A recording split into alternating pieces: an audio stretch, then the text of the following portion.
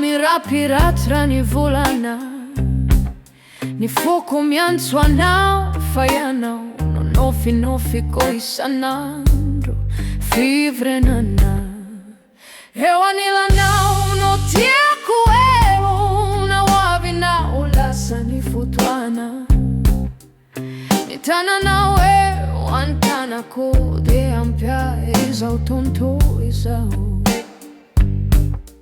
Eo Anilanao no tiako eo, na hoavinao lasa ny fotoana. Ny tananao eo an-tanako, dia ampia izao tontolo izao.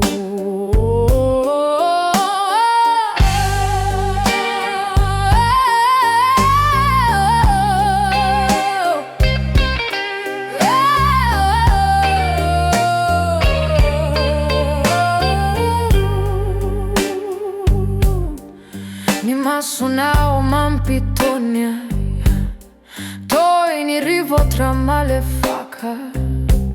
Ny tsikinao no heriko, mampahery ahy tsy ho kivy fivrenana.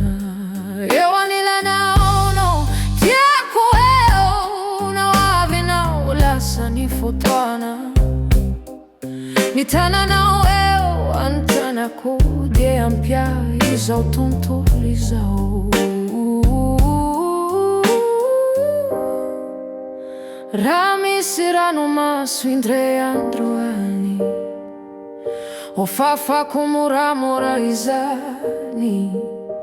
Fa ny fitiavansika tsy ho resy, tsy ho levona fivrenana farany. Eo Anilanao mandraiky zay, no torana tiako itoerana. Fitiavana tsy manampataperana, izao sy anao mandraiky zay.